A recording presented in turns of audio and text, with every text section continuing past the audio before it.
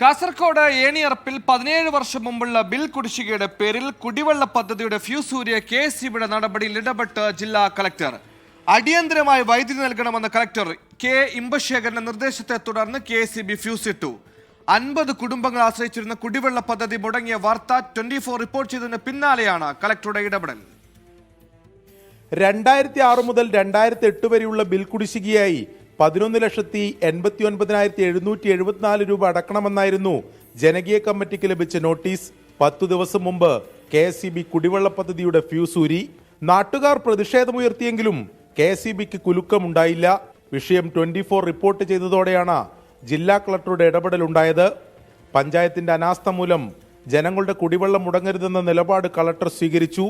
അടിയന്തരമായി വൈദ്യുതി ബന്ധം പുനഃസ്ഥാപിക്കണമെന്ന നിർദ്ദേശത്തെ തുടർന്ന് KSEB ഫ്യൂസ് ഇട്ടു. ജനങ്ങളും ഹാപ്പി. 10 ദിവസമായില്ലേ വെള്ളം വരാത്തതുകൊണ്ട്, അതുകൊണ്ട് നല്ല സന്തോഷമായി. നമ്മൾ കളക്ടർ ഓഫീസിലേക്ക് പോയി, അതുപോലെ കളക്ടർ ഇമ്പശേഖരൻ ഇവർക്ക് പ്രത്യേകമായിട്ട് നന്ദി അറിയിക്കുന്നു. അതുപോലെ തന്നെ നമ്മൾ ഇത് ഇത്രയും നല്ല എല്ലായിടത്തും ഇങ്ങനെ അറിയാനായത് നമ്മൾ 24 ചാനലുകാരാണ്. ഇവർക്ക് എൻ്റെ ഹൃദയം നിറഞ്ഞ നന്ദി ഞാൻ രേഖപ്പെടുത്തുന്നു. ചില വീട്ടുകാർക്ക് വെള്ളമില്ല, തീരെ എന്ത് വെള്ളമില്ല, വേറെ വീട്ടിൽ നിന്ന് കൊടുത്തിട്ട് ഉപയോഗിച്ചിട്ടുണ്ടായിരുന്നു. ജനങ്ങളിൽ നിന്ന് പണം പിരിച്ചിട്ടും എന്തുകൊണ്ട് 2 വർഷക്കാലം ബില്ലടച്ചില്ല എന്നതിൽ പഞ്ചായത്ത് മറുപടി പറയണം. 17 വർഷങ്ങൾക്ക് ശേഷമുള്ള ഫ്യൂസൂരൽ നടപടി സത്യത്തിൽ പ്രഹസനവുമാണ്. വിജീഷ് അണങ്കൂറിനൊപ്പം അരുൺ പൂപ്പറമ്പ, 24 കാസർഗോഡ്.